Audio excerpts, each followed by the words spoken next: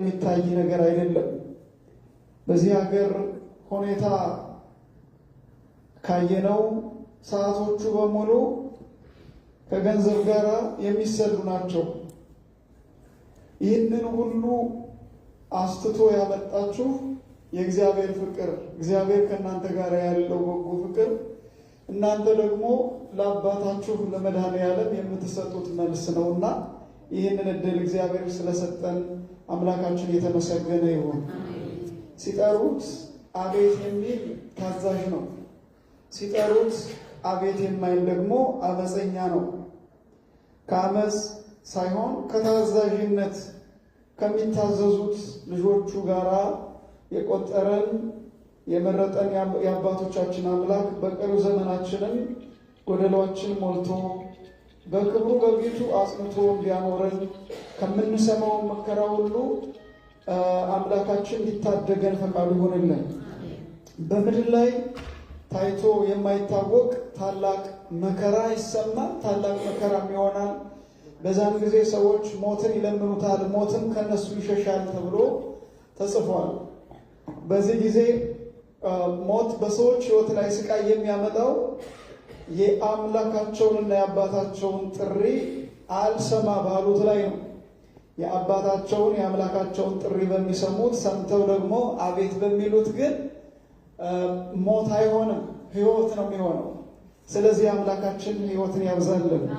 በመግቢያ ይህንን ካልኩኝ ዛሬ መነሻ የማደርገው በማቴዎስ ወንጌል ምዕራፍ 6 ከቁጥር 6 እስከ 22 ያለውን ቃል ነው የማነሳው። ማቴዎስ ምዕራፍ 6 ቁጥር 16 እስከ 22 ሁለት ሐሳቦችን አነሳለሁ። ቃሉንም መጀመሪያ አነብላችኋለሁ። ስትጦሙ እንደ ግብዞች አትጠውልጉ፣ ለሰዎች እንደ ጦመኛ ሊታዩ ፊታቸውን ያጠፋሉና፣ እውነት እላችኋለሁ ዋጋቸውን ተቀብለዋል። አንተ ግን ስትጦም በስውር ላለው አባትህ እንጂ እንደ ጦመኛ ለሰዎች እንዳትታይ ራስህን ተቀባ፣ ፊትህንም ታጠብ። በስውር የሚያይ አባትህ በግልጥ ይከፍልሃል። ብልና ዝገት በማያጠፉት ሌቦች ቆፍረው በማይሰርቁት ዘንድ ለእናንተ በምድር ላይ መዝገብ አትሰብስቡ። ነገር ግን ብልም ዝገትም በማያጠፉት ሌቦችን ቆፍረው በማይሰርቁት ዘንድ ለእናንተ በሰማይ መዝገብ ሰብስቡ።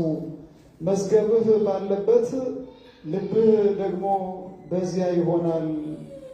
የትምህርታችን ርዕስ መዝገብ ባለበት ልብህ ደግሞ በዚያ ይሆናል የሚል ይሆናል። መዝገብ ባለበት በሉ እስኪ፣ መዝገብ ባለበት ልብህ ደግሞ በዚያ ይሆናል።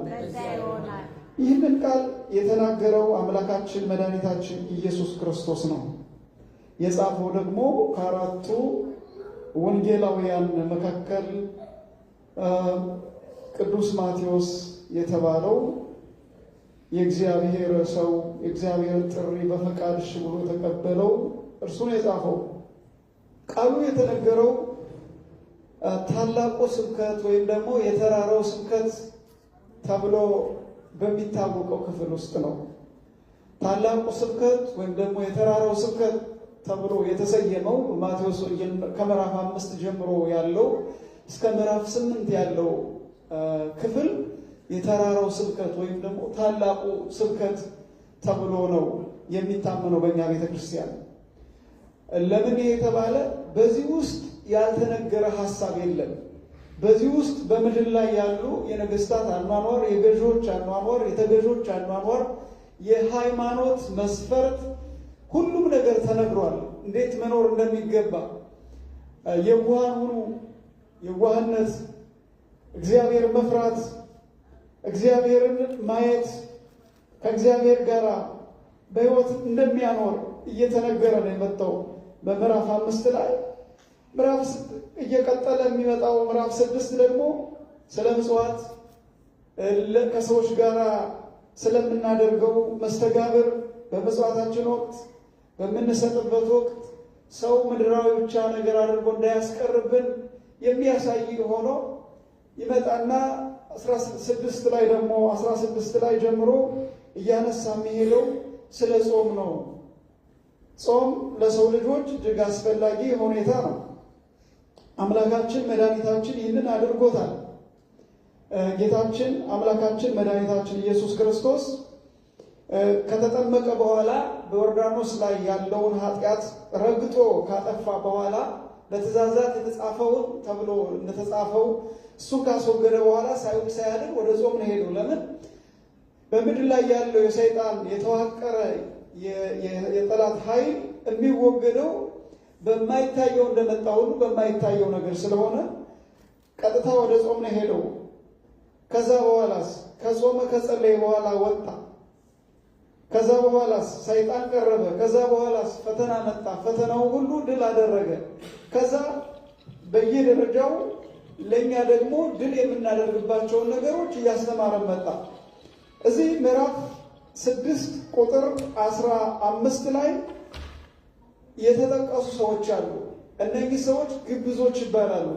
ለምን ተጠቀሱ? ያን እንደሆነ ኢየሱስ ክርስቶስ የሚመሰርተው መንግስት አዲስ መንግስት ነው። በትንቢተ ኤርምያስ ላይ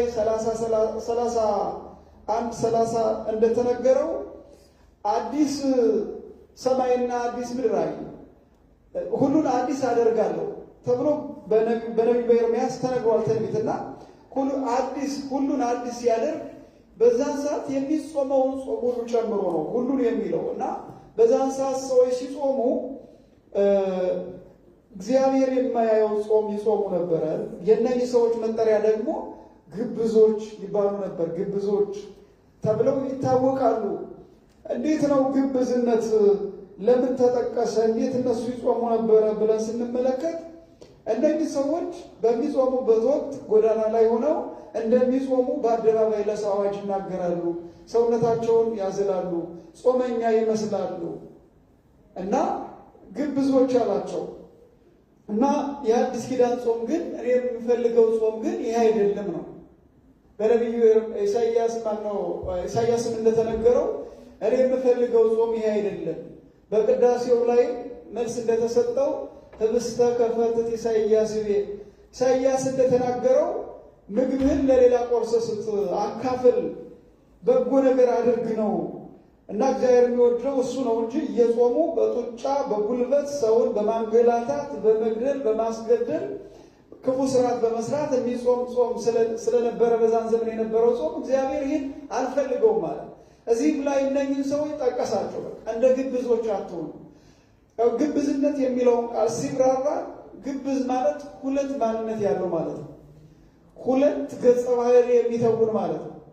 አንደኛው ገጸ ባህሪ ልክ ፍጹም የእግዚአብሔር ሰው ሲያስመስለው፣ ሌላኛው ገጸ ባህሪ ደግሞ ፍጹም የሰይጣን ሰው። ሁለቱንም አዋህዶ የሚሰራ በውስጡ ሰይጣንን ስራ የሚሰራ በውጭ ደግሞ የእግዚአብሔር መስሎ የሚታይ ማለት ነው።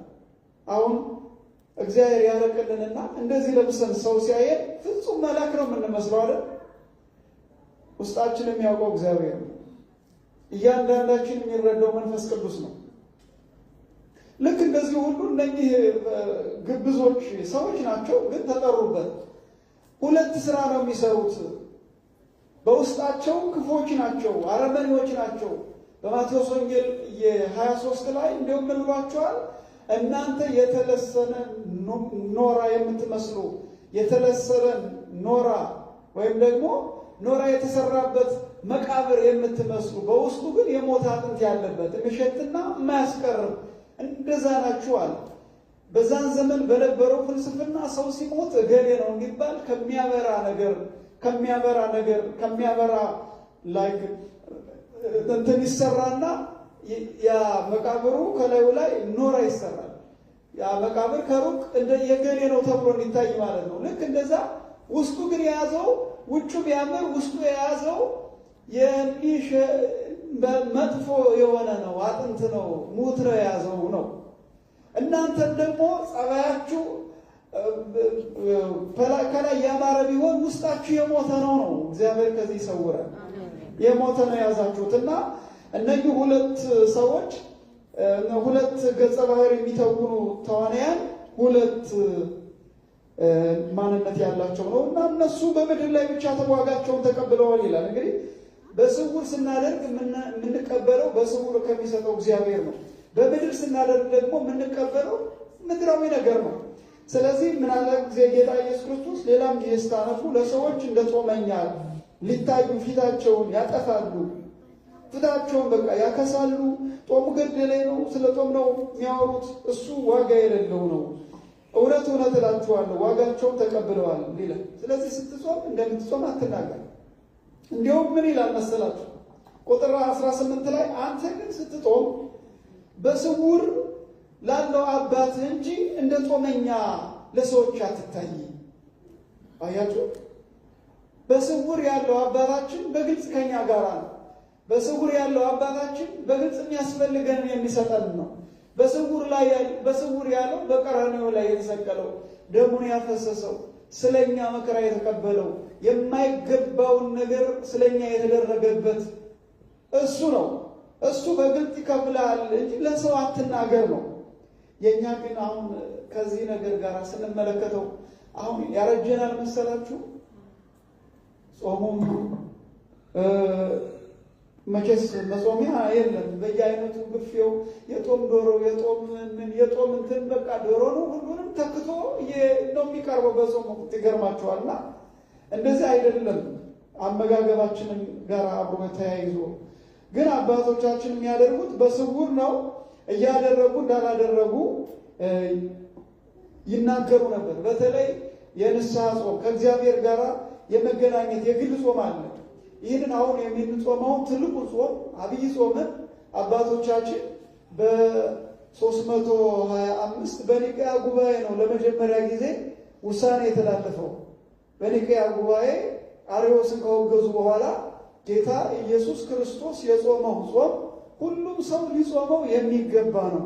ስለዚህ ጾሙን እየጾምን ማሰብ አለብን፣ እየጾምን እየጸለይን ማሰብ አለብን ብለው ቅዱሳን አባቶቻችን ወሰኑት። ከዛ ተነስቶ ወደኛ ወደ ኢትዮጵያ መጣ። በተለይ በታላቁ የኢትዮጵያ ንጉሥ አጼ ዘርዓ ያዕቆብ በ15ኛው መቶ ክፍለ ዘመን ብዙ ስሪቶች ተሰርተዋል። ሰው እንዲጠነክር እንዲበረታ ማለት ነው።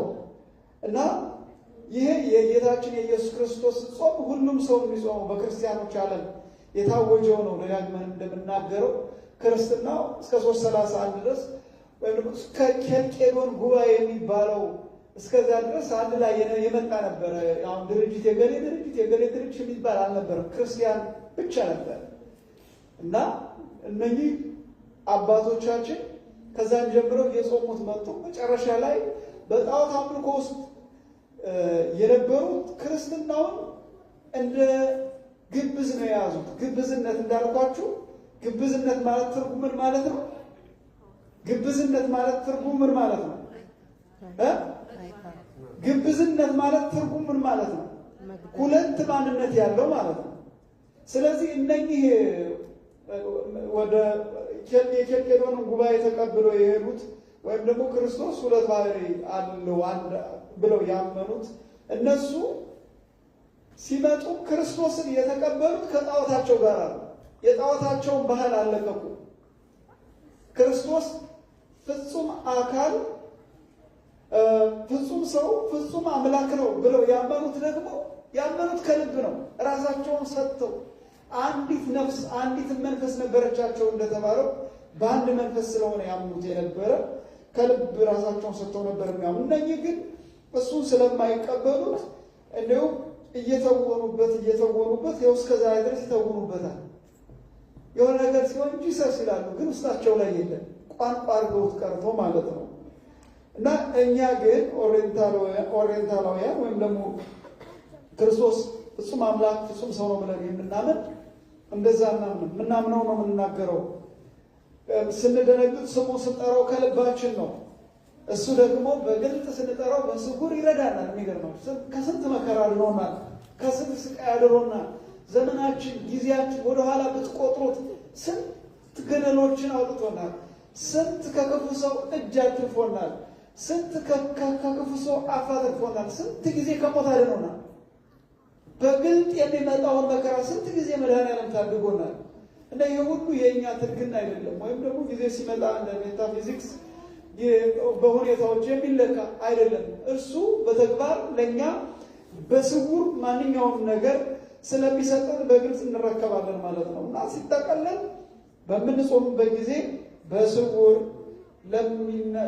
ለሚሰጠን አምላካችን በስውር መንገር አለብን። ጾሙን ያህል ገደለኝ፣ ጾሙ አደከመኝ፣ ጾም እንዴት ነው ይባባላል። እንደው የሚገርማችሁ ጾም እንዴት ነው? አሁን እንዴት ይዟችኋል? እያደከማችሁ ነው። እንኳን ጾመ ልጓሙን ፈታላችሁ። አያችሁ፣ ይሄን ያለነው ወደ ግብዝነት ነው። ለዛም ነው ጾመን ውጤት የሌለን። ለዛም ነው ከጾማችን ማግስት ምንም ነገር የሌለ። በቅዱሳን አባቶቻችን የጾም ዘመን ከጾማቸው ማግስት ብዙ ነገር ያለ። በቤታችንን እነ ቶማስ ያዩት ሐዋርያት ከጾሙ በኋላ ነው። በደመና ስትሄድ ያገኟት፣ ተገልጣ ያዩት፣ ኢየሱስ ክርስቶስ ተገልጦ ያዩት። በብሉይ ኪዳኑም እነ ቅዱስ የእግዚአብሔር ሰው ሙሴ 570 ጊዜ እግዚአብሔርን በደመና 570 ጊዜ እየተገለጠ ያነጋገረው ከጾም በኋላ ነው። እኛ ግን ከጾም በኋላ ምንም ነገር የለም። ለምን? የግብዝነት ሕይወት ከኛ ጋር አለ። ልንወሻሻ አይገባም። እግዚአብሔር ያጽዳል። እግዚአብሔር በቅድስናው ይጠብቀን። እግዚአብሔር ልጆቹን አይንቅም እንጂ ሁለት ባህሪ ከኛ ጋር አለ። ሁለት ሀሳብ ማለት ሁለት አሰራር ማለት የምንመጣው እግዚአብሔርን ፈልገነው እንመጣለን። እግዚአብሔር የሚወደው ግን አሰራው የራሳችን ፍላጎት የራሳችን ምኞት ነው የምንከተለው እና በራሳችን ምኞት ተጠልፈን እንዳንወርቅ እግዚአብሔር ይርዳን። አሜን። ራስን ተቀባ ፊትህንም ታጠብ። ራስን ተቀባ ፊትህንም ታጠብ። ይህ ማለት ምን ማለት ነው? ተቀባ ማለት በዚህ ምድር ላይ ያሉ ፕሮዳክቶችን ፊት ላይ አድርግ ማለት አይደለም። ሰውየው ሴትዮይቶ ማናያችን ተብሎ እስከ መልኳ እስከሚጠፋ ድረስ ተለቅለቁ ማለት አይደለም። አትለቅለቁ። ከየት የመጣ ነው? ይህም እኮ በራሱ የኮንፊደንስ እጥረት እኮ ነው። ሥላሴ የፈጠሩት ፍጥረት ሙሉ ድንቅ ነው። በቃ ውብና ድንቅ ተፈጥሮ ያለውን አመሰግንሃለሁ ነው ማለት የሚገባው። እንደዛ ነው ያሉት እነ ኢዮብ እነ ልበ አምላክ ዳዊት እንደዚያ ውብና ድንቅ አድርገህ ፈጥረኸኛል አመሰግንሃለሁ። ከዚህ ውጭ ያሉ ነገሮች የሚለቃለቁ ነገሮች በውስጣቸው እኛን የሚጎዱ ነገሮች ያመጣሉ። ምክንያቱም ተጨማሪ መዓት ኬሚካል ስለሚጨመርባቸው እኛን የሚጠቅም ነገር ዓለም ሰጥቶን አያውቅም። እኛን የሚጠቅም ነገር አግኝተን የምናውቀው ከቀራንዮ ነው። ስሙ የተመሰገነ ነው። ከቀራንዮ ብቻ ነው ለእኛ የሚጠቅም ነገር የምናገኘው። ከመድኃኒዓለም ብቻ ነው ለእኛ የሚጠቅም ነገር የምናገኘው። ስለዚህ ሁል ጊዜ አባቴ ሆይ አመሰግንሃለሁ፣ ሁል ጊዜ ጌታዬ ሆይ አከብርሃለሁ።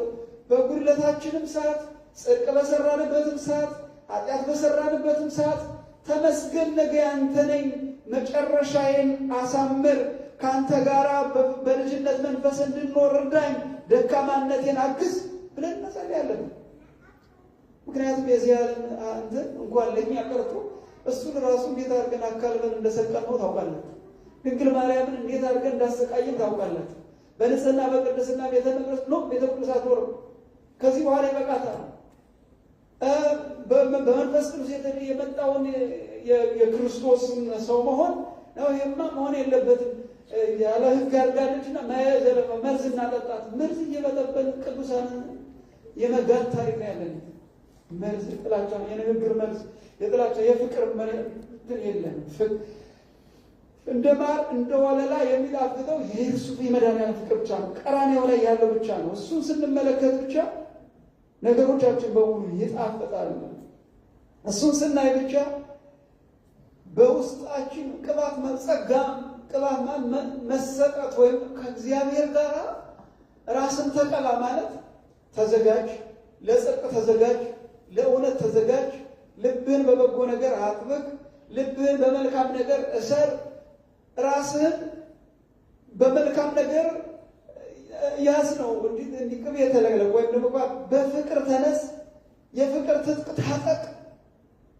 እሱ ነው ተቀባ ማለት። ንስሐ ግባ፣ ከአምላክ ጋር ለመኖር ወስን። ይህንን ስታደርግ በስውር የሚያባትህ በግልጽ ያስረክባል።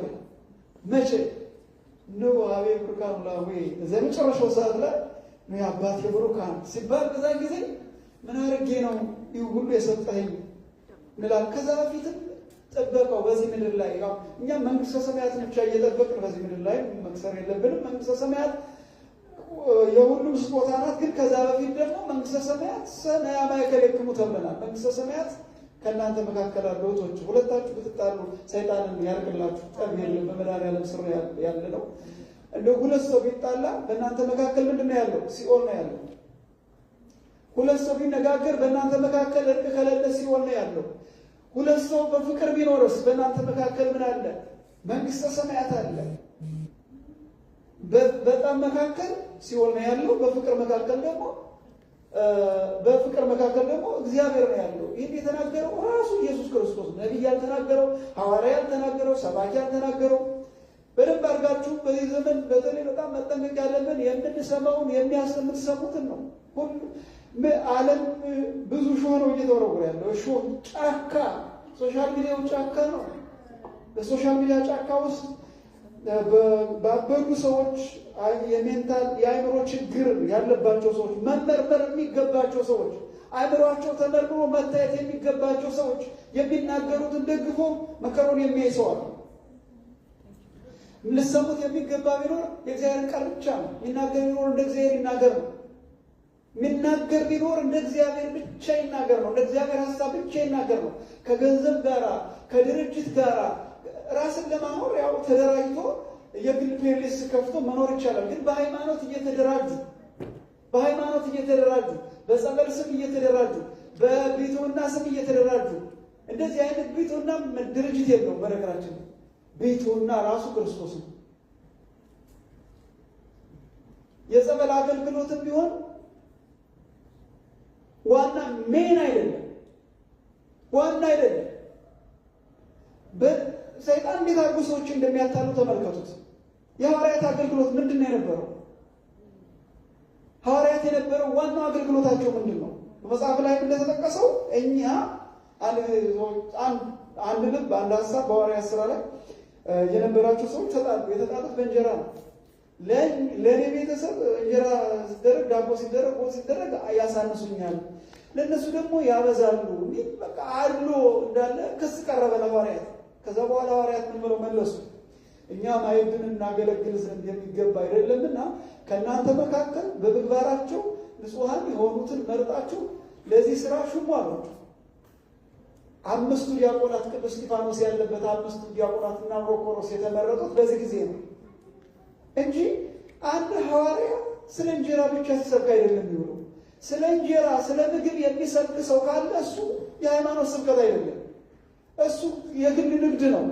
እና ከዚህ መላቀቅ ያስፈልጋል። ስለ እምነት ብቻ የምትሰብከው ቤተክርስቲያን ኦርቶዶክሳዊ ቤተክርስቲያን ነው። ዛሬ ዓለም እየመሰከረ ነው። ከጥንቱ አንድ ምስክርነት ልንገራችሁ። ከዌስተርኑ ከካቶሊክ በኩል በጣም የተማረች ናት፣ ቄስ ናት። በነሱ በኩል ማለት አገኘዋትና ወሬ ያነሳል።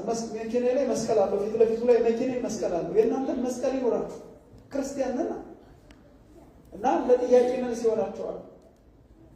እና በጣም ወርዳለሁ መስቀል አለ ወሬ ጀመረ። ከዛ እኛ ኦርቶዶክስ ነኝ ስላ ትክክለኛው ሀሳብ እኮ ያለው ኦርቶዶክስ ላይ ነው። በዛ ላይ ደግሞ ኢትዮጵያ ስራ ትክክለኛው ከኪንግ ጄምስ ቨርዥን በፊት የነበረው የኢትዮጵያ ባይብል ነው። ትክክለኛው ሃይማኖት ኦርቶዶክስ ነው። ትክክለኛው ነው ያለው አለች። እንዴት ነው እናንተ ለምን እንደዚህ እየሳተ ሄደ አልኳት። ፖፖቹ በሚመረጡ ጊዜ የሚመረጡት ፖፖች አይሳሳቱም ተብሎ ስለሚታሰብ ቦርዱ የራሱ የሆነ ረቂቅ እያረቀቀ ይሄዳል። እያረቀቀ እየጨመረ ከመስመሩ ወጣ ማለት ነው። ወንድ እስከ ማጋባት ድረስ። የእኛ ግን ከመስመሩ የወጣ የለም። ያንን የመጀመሪያውን የሐዋርያት የክርስቶስን መንገድ ተከትለን የምንሄደው አጽዋማችንም ቢሆን አሁን እኛ ብይጾም አብይ ጾም የተወሰነበት ቦታ የት እንደሆነ ታውቃላችሁ? አብይ ጾም እንዲጾም ሐዋርያት አባቶቻችን 318 የወሰኑበት ቦታ የት እንደሆነ ታውቃላችሁ? እስኪ አስተውሉ፣ ንገሩኝ እስኪ። የት ላይ ነው? የት ላይ ነው? ቆስጠንጥንያ። እሱ ያሁን ስም ነው፣ ቆስጠንጥንያ ይባላል።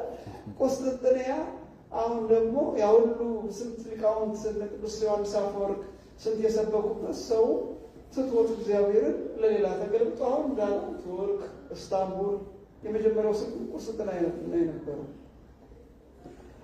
እና ሰው እየሳተ ሲመጣ እንደዚህ አይነት ነገር ከዛን ጊዜ ጀምሮ የኛ ቤተክርስቲያን እኛ እየጾምን ነው ያለነው። እንደውም አብይ ጾም እንደሚጾም ጉባኤው ላይ እኛ የኛ አባቶች ከኢትዮጵያ ኦርቶዶክስ ተዋሕዶ ቤተክርስቲያን እገሌ የሚባል አልነበረም።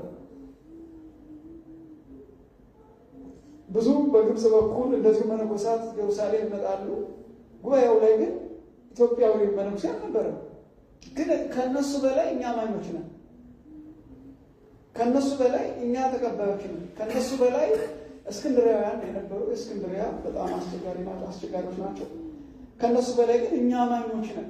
ያን ጾም እስከ ያን የተወሰነው በሙሉ ትቶት ዛሬ ግማሹ ከእንቁላል ጋር ይጾማል፣ ግማሹ ከሰላጣ ጋር ይጾማል። ሁሉ ትቶታል።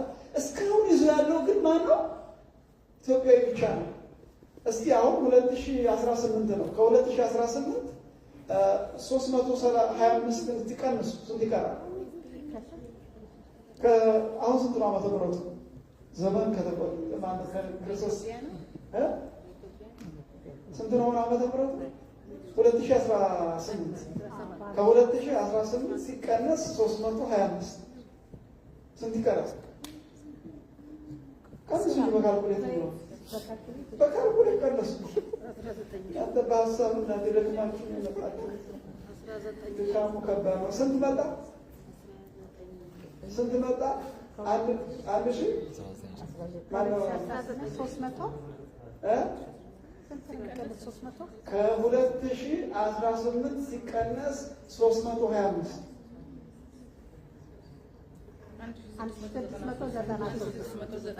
ተስማሙ።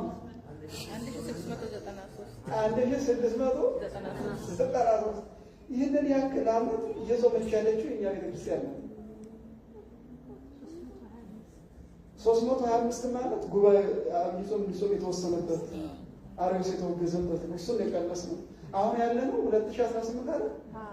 እሱን የቀነስ ከ2018 ላይ ትንሹ ቁጥር ቀነስ ነው። ትልቅ ቁጥር አይቀነስም ማለት ነው።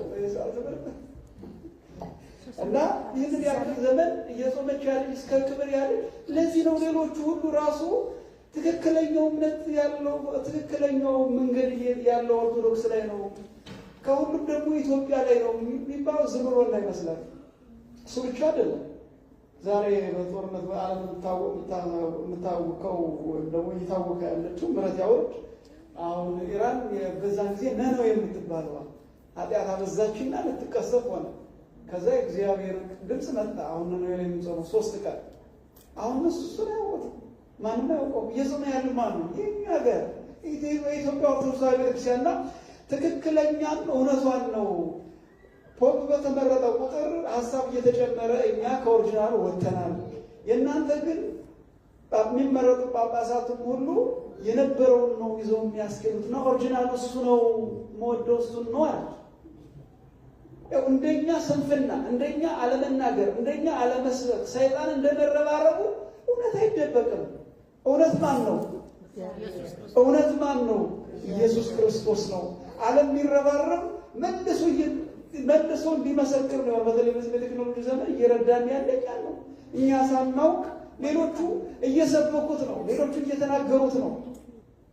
እና በግልጽ የሚከፍል አምላካችን ለአባቶቻችን እየከፈለ መጥቷል። እኛንም እንዲከፍለን በግልጽ እንድንጾም አምላካችን ይላል። ቁጥር 19 እስከ ቁጥር 20 ያለው ደግሞ ብልና ዝገት በሚያጠፉት ሌቦቹም ቆፍረው በሚሰርቁት ዘንድ ለእናንተ መዝገብ አትሰብስቡ። ብል ታውቃላችሁ፣ ለረጅም ጊዜ የሚቀመጥን ነገር የሚበላ የሚያበላሽ ነው። እኛ በሕይወት እስካለን ድረስ እንዴት እንደተነጻጸረ አስቡት። በዚህ ምድር የምንኖረው ረጅም ጊዜ ብንኖር ረጅም ጊዜ እንኳን ቢኖር እግዚአብሔር የእኛን ጽድቅ ስቶር ያደርግልናል። የእኛን ጽድቅ እግዚአብሔር ያስቀምጥልናል። የእኛን ጽድቅ እግዚአብሔር ያይልናል። ለዳንኤል እንደተናገረው በአምላኬ በጌታዬ ፊት ትንሽ ጸጋ ትንሽ እምነት ታይቶብኛል፣ አምላኬ ከአንበሳው አፍ አዳነኝ ይላል። ጨካኞቹ ወደ ከ7 ቀን በላይ አንበሳው ታስሮ ሲርበው እላይ ቀምቶ እየቆረጠ እንዲበለው ነበር የተወረወረ። 7 ቀን በላይ ምግብ ስጋ ያልተሰጠው አንበሳ ነቢዩ ዳንኤል እየጾመ ተገኝቶ ወደዚያ ሲወረወር አንበሳው እንኳንስ ሊበለው እግሩን ላሰ። እንደምን አለ? በአምላኬ ፊት ጸጋ ተገኝቶብኛል መሰለኝ፣ አምላኬ ከተራበ አንበሳ ዳነኝ ይላል። የኛ አምላክ እንደዚህ ነው። አንበሳው እግሩን ላሰው እንኳንስ ሊበለው። እምነት እንደዚህ ነው። ሌሎች ሲወረወሩ ከሰማይ ነው ቀልሞ የሚበሏቸው። የእግዚአብሔርን ሰው ግን እግሩን አጠበው። እንደ ኢትዮጵያ እናቶቻችን እግራት ነው ቤት ለእግዚአብሔር ብሎ እንደሚቀበሉት ማለት ነው ታሪካችን። ስለዚህ ዛሬም እናንተ በሌቦች በማይሰርቁት ላይ አስቀምጡ። በዚህ ቤተክርስቲያን ምጽዋት ብታደርጉ፣ ይህ ቤተክርስቲያን አሁን ተባብራችሁ የአምልኮ ቦታ እንዲሰራ ማድረጋችሁ ሌላ ሊወስደው የማይችለው ጸጋ ነው። እናንተ ሌላ ሀገር ብትቀይሩ፣ እያንዳንዳችን ተራችን ደርሶ ለእግዚአብሔር ብንሄድ ተከታዩ ሰው የሚያመሰግንበት ስለሆነ የማይጠፋ ጸጋ ነውና በቤተ ክርስቲያን የምናደርገው በሙሉ በፍቅር መደረግ አለበት። የማይጠፋ የማይለወጥ ሌባ ቆፍሮ የማይሰርቀው ነውና። ስለዚህ ሲጠቀልለው ቁጥር 1 ላይ በሰማይ መዝገብ ሌቦች ቆፍሮ የማይሰርቁበት ለእናንተ በሰማይ መዝገብ ሰብስቡ፣ መዝገብ አለበት፣ ልብ ደግሞ በዚያ ይሆናልና ይላል። መዝገባችን ባለበት በሰራነው መልካም ስራ ልባችን መዛል። አሁን አገር ቤት ቢሆን ያስቀመጣችሁት ብር ትረሱታላችሁ። ወርቃችሁን ሩቅ ቦታ ነው አይደል የምታስቀምጡት። ድንገት እንዲሁ ሌባ ቢመጣ ብላችሁ የአንገታችሁን ወርቅ የጣታችሁን ወርቅ ካስቀመጣችሁበት ቦታ ትረሱታላችሁ? አትረሱትም። ልክ እንደዚያ ሁሉ የምንሰራው መልካም ስራ የምንረሳው አይደለም። እግዚአብሔርም የረሳው አይደለም። እግዚአብሔር በበረከቱ ይባርከናል ማለት ነው። እንግዲህ እነዚህ 2 አንቀጾች ስለ ጾም እና ከእግዚአብሔር ጋር ስለምናገኘው ጸጋ ነው። እግዚአብሔር አምላካችን ስለነበረ ሁሉ ስሙ የተመሰገነ ይሁን። በእውነቱ ትምህርታችን እዚህ ላይ ይበቃል። አስረዝም ያለው ለሌላ ጊዜ ደግሞ አጠራርጌ ለማገልገል ጥረት አደርጋለሁ። እንዲሁ እናንተ መምጣታችሁ በጣም ደስ ይላል። ባለፈ በ19 እና በ27 ጉባኤ እናደርገው ባካችሁ። የምናየው ነገር ሁሉ ያው የሚወርድ ነገሮች የሚያምሩ ናቸው። በአንድ ፕረስ ዓለም እየሄደ እኛ ምንድን ነው የምንጠብቀው? ለፋን እስካሁን ደከም። እኔ እንኳን ከመጣሁ 10 ዓመት ነው። ተሯሯጥን፣ ምንም ያተረፍነው ነገር የለም። በእግዚአብሔር ቤት የምንሰራውና የምናገኘው በረከት ግን የአይምሮ ረፍት ነውና ጉባኤ እናደርገው። ምርጥ የሆኑ አባቶቻችን አሉ፣ እናድርገው። ምዕመኑን እንጠራራ። እስከ መጨረሻው የሚጸና እርሱ ይድናል የተባለው በሚለው ነበረ ሀሳቡን ያነሳው። እናንተም አክብራችሁ ስለመጣችሁ እግዚአብሔር ይመስጣችሁ። አባቶቻችን ምን ይስጥልን። በ19 ደግሞ ገብረን ያገናኘን። እንደገና ቆይቶ ደግሞ በ27 እዚሁ እንገናኛለን። ወስብሐት ለእግዚአብሔር።